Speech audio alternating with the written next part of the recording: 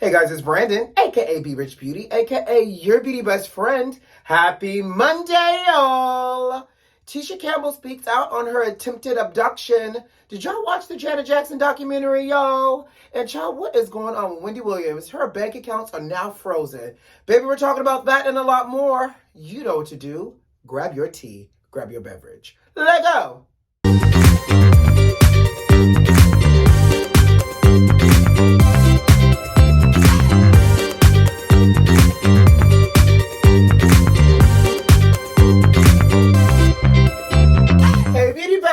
How y'all doing out there, sugar? This continuous break gets me every time, but I love it. How y'all doing out there, beauty besties? Happy Monday, y'all. You know, it's been a minute since we did a Hot Topics video together on a Monday, y'all. I'm going to still see y'all later on this evening at 5:30 p.m. with Jeremy, Michelle, and I, because we got to talk about Real Housewives of Salt Lake City. But I said, you know what? I gotta come and talk to my beauty besties because it's been a lot going on. I didn't see y'all last Wednesday or last Friday, and I know y'all thinking, what is going on, beauty best friend? What is happening over there? Why are we missing out? So I said I need to come on down and talk to my beauty besties and say, baby, I've been work, and I got some really cool, exciting things happening that I can't wait to share with you all. So, first up, what y'all doing this Thursday, February 10th at 6 p.m. On YouTube? Ooh, I don't know what y'all plan on doing, but I'm going to tell you what I'm doing. I am hosting a fantastic panel for MAC Cosmetics on the MAC Cosmetics YouTube channel. So y'all make sure y'all set a reminder to head over to the MAC Cosmetics YouTube channel on this Thursday, February 10th, at 6 p.m. Eastern Standard Time, because I'm interviewing some really cool people, by the way. Your beauty best friend is coming up in the world. I'm interviewing Miss J. Alexander, runway coach extraordinaire, Notori Naughton from, Power Queens, a new show on ABC, and Miss Icy Baby herself, Sweetie. And we are having, I know y'all see these people? Anyway, sorry, I got excited. I'm interviewing them because we're talking about Black history and the Black influence on music, fashion, and just the culture in general. And so I am moderating this discussion, like I said, on the MAC Cosmetics YouTube channel this Thursday, February 10th at 6 p.m. Eastern Standard Time. So I hope, my beauty besties, I hope to see y'all over there and show some love in the chat box. And y'all know I'm gonna remind y'all again on Wednesday, right? But baby, that is what I'm kicking my week off, getting prepared for. I'm so excited I could just spit. Yeah, y'all know what I mean. And, on top of that, what y'all doing on Saturday, February 12th?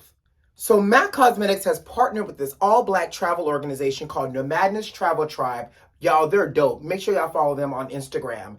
And so MAC is sponsoring a happy hour. We're calling it the MAC Beauty Lounge. And guess who's going to be there? Ow, yes, me. I got a chance to work last week, which was the reason why I didn't get a chance to come to y'all and film on Wednesdays and Friday. I was on set last week filming some amazing content for the Beauty Lab for next week with this fantastic, gorgeous, just stunning, all types of melanated Black girl magic herself, Miss Flight Baby.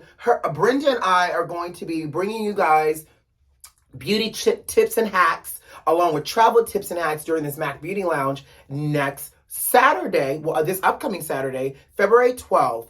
Now, I'm going to put the link because the tickets are free, y'all. Y'all can get yourselves some economy class tickets and show up and listen to a day of panels from different industry experts across flight, beauty, and so much more. And so I have about a 30-minute segment talking about beauty and everything else like I just mentioned. So I'm gonna put the link in the bio. Please, it's free, y'all. If y'all have nothing else going on February 12th, show up, get a little joy in your life on next Saturday, this upcoming Saturday. I keep forgetting, it's this Saturday coming up.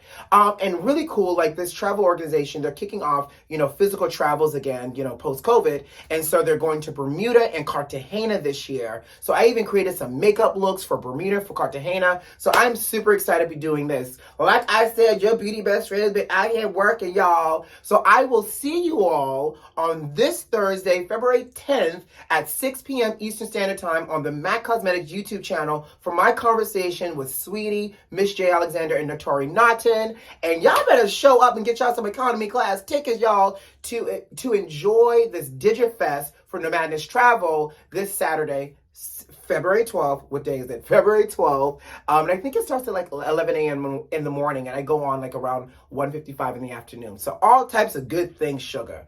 But y'all ready to jump into these hot topics?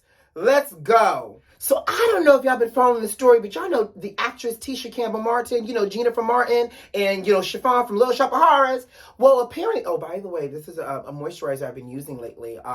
I love it. It's by Skin Can Do, and it's called Liquid Silver Protective Lotion, SPF 15. It has like seaweed in it and micro silver, along with silk protein, which helps protect the skin. But I love it because it gives me a nice little matte glow, and so it's organic as well. But I've been using this lotion along with my other stuff lately as well. So anyways, I know you're probably like, what bottle is that? I've never seen that before. But it's by Skin Can Do. And so anyways, so TISHA Campbell-Martin, you know, like I said, Gina and Chiffon from, you know, Little Shop of Horrors and Martin was in Texas filming a movie. So word on the curb from Gina, well, TISHA's mouth herself, is that she wanted to order like an Uber, but there were no cars available. So she ordered a regular taxi. Now, TISHA is saying that when the taxi pulled up, it was a van. There was a driver in the front seat. And when the van opened up, it was a guy in the back seat who got out the car and told her to get in aggressively. She said something didn't look right in the water. And so she started getting loud with them. And the guy was trying to get her in the car. And she basically said that she got so loud and a little bit of aggressive that, you know, they end up driving off. And so she was saying that she felt like if she had got it into the car, we would never have seen her light skin behind again. She is saying that she feels like she was about to be abducted and possibly sex trafficked and all types of horrible things. Now, I'm going to say this, because, you know, TISHA said, again, she was shooting a movie in Texas, which was the reason why she was a little bit more remote. Now, sex trafficking is real. And if you've ever been inside Hartsfield-Jackson Airport or even the airport here in Fort Lauderdale, those conversations are happening left and right. There's posters everywhere. I realize sex trafficking is real. But I got questions real quick as it relates to TISHA Campbell-Martin thinking she was about to be abducted and God knows what else was about to be done to her. Bear with me. I mean, is there like an age limit for abducting somebody? Like for if you abducted him and here's the thing, if you was abducting her because there was some real expensive ransom that was gonna be able to be paid or attached to her head, I could understand that. But just in general, out here in these streets on a regular Wednesday afternoon, and you know, Brownsville, Texas, or San Pedro Island, Texas, I'm just thinking it. Don't you cap out after a certain age or height or, you know, or something like that? Because quiet as a kept and not so quiet because she's a public figure. TISHA Campbell-Martin is 53 years old. So you telling me we abducting grown adults up in these streets? And not only grown adults, like she's 53. She'll hold somebody's mama and possibly could be somebody's grandmama at her age. We abducting possible grandparents these days to sex traffic and do other things. I mean, I'm not trying to be funny, y'all, but I'm just like, wow, like, is the market that scarce? Like, I'm not trying to be funny. Now, fast forward, Brownsville police said that they tried to do an investigation, but they found no police report of TISHA Campbell filing, you know, of this alleged and attempted abduction, and that when they looked at footage as well from surrounding areas, they saw no proof of this. So now TISHA Campbell is saying, what you're not going to do is call me a liar. And here's the thing. As Black people in America, we know not to trust the initial word of the police system, honey. As messed up as that sounds, it's the reality. And the comments are telling people not to trust the Brownsville police system in any ways. But Tisha says, you're not going to call me a liar. She says, I filed a police report with the city of where my hotel was, not the city of where I was shooting the movie. So therefore, if you was looking for a police report within Brownsville, you ain't going to find it. But she said, at the end of the day, I'm standing firm in truth, and you need to listen to me. And this is what goes wrong when women come forward about victimization. And for that, I can completely agree with Tisha Campbell Martin. But at the end of the day, I'm glad she's okay. I'm glad she's safe, because like we've seen, sex trafficking in the real world is a real thing, and on television and movies, it's an even bigger thing, right? So I completely am so happy she's okay. I just didn't know that, just didn't know there was not an age gap here or an age limit or whatever. But let's move on. I digress. And as a side note, all of this is for entertainment purposes. Like, seriously, I really do know sex trafficking is a real thing. And again, I'm glad that Tisha Campbell Martin is okay. And I believe you, sis. If you said you was almost abducted, you was almost abducted. Okay, I just needed to do that PSA because I really do believe, like, we gotta be smart out here in these streets. All right, let's move on. All right, Beauty Besties, did y'all watch the Janet Jackson Lifetime special? Well, baby, her 2-night special got some great ratings from Lifetime. And I'm going to tell you one thing. I enjoyed it. It's so interesting to have to see so many years worth of footage over 2 nights, because it feels like it wasn't long enough. I feel like I needed at least a 3-night special, or hell, pull a Real Housewives and start a franchise reunion special and give us 4 parts here, Janet. Like, and I get it was 2 hours, but I just don't feel like it was enough. And I'm gonna tell y'all, I still have a little lingering questions here. I don't know about y'all. First off, the internet still feels a little cheated in her answer about whether or not she had this alleged baby with that DeBarge man back in the day, because they're saying that she never said no. She just said, how can I keep a baby away from their father? And then Rebe never made eye contact with the camera. So I don't know here. What y'all think? Y'all think there's still a baby floating around out here someplace, child? And on top of that, did anybody else know? We talked about alleged babies. We talked about, relationships. And that's the other thing. What blew my mind was this whole Jermaine Dupri situation here, okay? Because you're not about to tell me, Jermaine Dupri, you set up on this good old camera, the Rat King from the Nutcracker himself, saying that women started hitting on you more now that they knew you was with Janet Jackson, and you indulged them. Sir. You cheated on Janet Jackson, he. And that was the other thing. Sir, can you quit giggling in between every other word? You cheated on the Janet Jackson, Miss Nasty herself, okay? And you wonder why you still stuck in these streets looking crazy? Baby, karma is a karma. Now, here's my other thing. Did anybody else notice the fact that she skipped over a relationship with Jermaine Dupri, and the fact that she just had a baby, and at 50 she had a baby, and she's this great mother? She never talked once about how she met that man that she was married to for all 3 years, 4 months, and 52 seconds to the T before she got that divorce. Okay, and I don't even know if that's how long they were really married, but y'all know in the course of Janet marrying that Middle Eastern billionaire of a man, honey, she was wearing turtlenecks during spring, summer, winter, and fall, and she canceled her tour because she wanted to have her baby, and we didn't see Miss Mama out much, okay? So you're about to tell me you about to skip over a very public relationship with Jermaine, the Rat King, Dupri, and not tell us what happened, how you met this oil tycoon, Middle Eastern of a man, how long y'all was married, why the marriage ended, and X, Y, and Z. Like, come on, Janet. Like, you could have given us at least something. At least tell us you couldn't talk about it because of X, Y, and Z. The divorce settlement, the NDA, who knows? The hit the family might put out on you. I don't know. But I felt a little cheated in that moment. Did anybody else feel a little cheated in that moment?